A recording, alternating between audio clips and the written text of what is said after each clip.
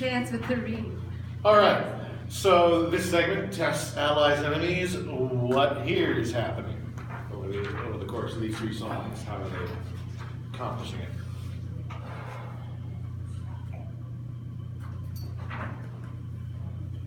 Nobody has an idea. Is there a test happening here of some sort? What's the test? Has the lines of friendship between Washington and Hamilton one. Yeah, the test of their friendship. What else?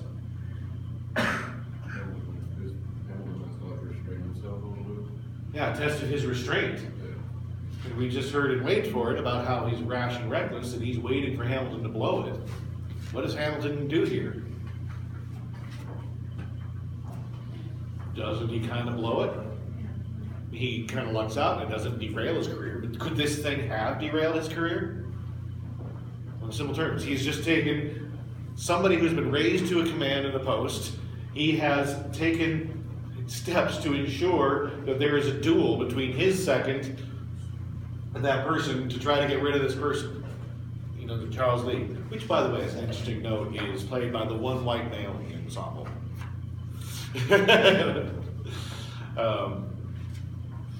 Yeah, his wee, yeah, it's fun, it sticks out. So we're getting a lot of information here, right? In this song.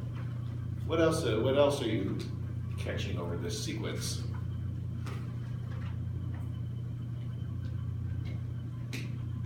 While the whole musical is hip-hop and R&B influenced, is there one song in this segment that's perhaps maybe a little bit more hip-hop, even more deep hip-hop feeling than... Oh, the Ten Track. Okay. That's what made me think of. Yeah.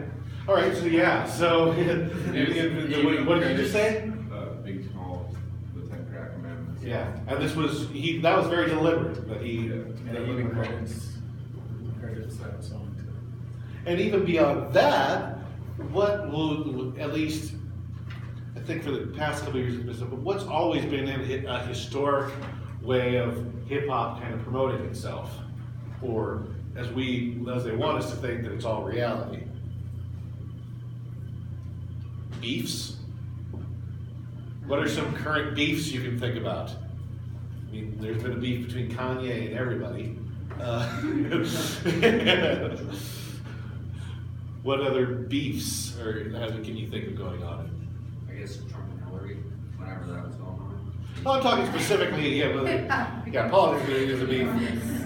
Others show in and maybe using that to compare, but like what other hip hop beefs have been happening? I mean, up to the most what? Taylor Swift and every other artist ever. Kanye. Yeah, Taylor Swift and Kanye, Taylor Swift and every other artist, Kanye and every other artist. And, I mean, more historically, not as recent, but probably the most famous beef of all, in terms of who he's referencing, is Tupac and Biggie.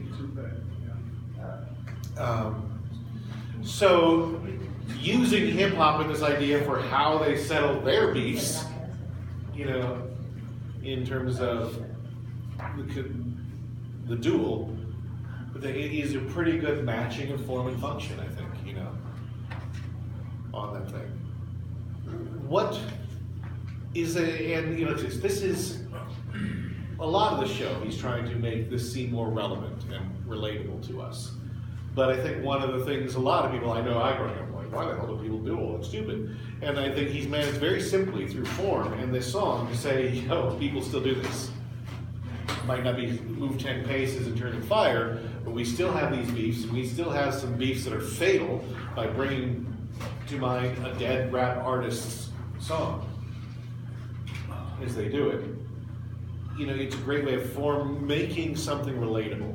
So, my question to you in your project, is there a concept that you've come across? Is there something that seems antiquated, or you don't quite understand culturally why they did it?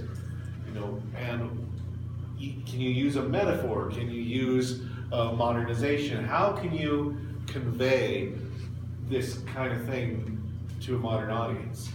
And I dare say for a certain type of people, those kind of details is what makes, you know, historical fiction fun. As much as we want to see the story of Alexander Hamilton, I think on just kind of a sheer entertainment level, this is something we don't know a lot about. You know, except for now, people who are fans of Hamilton, I bet there's a lot of people who didn't know the basic rules and why it was done.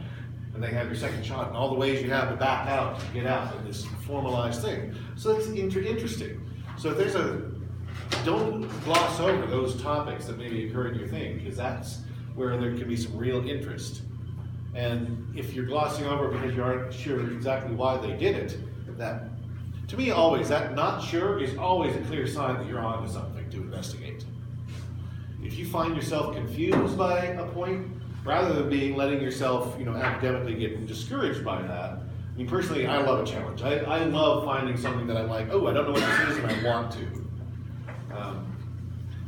As long as so much. I mean, I have, in theater, there's a lot of budgetary challenges, and I get off. I mean, if I didn't like those challenges, I would have left here a long time ago. But in a lot of ways, despite the fact that I complain about some issues, I enjoy figuring out how to get past those hurdles. So, I think always, I like mentally, just as a mental place, when you see a problem, just rephrase it in your mind and say, it's not a problem, it's a puzzle. And then convince yourself you like solving puzzles. Okay, we're gonna go on to That Would Be Enough.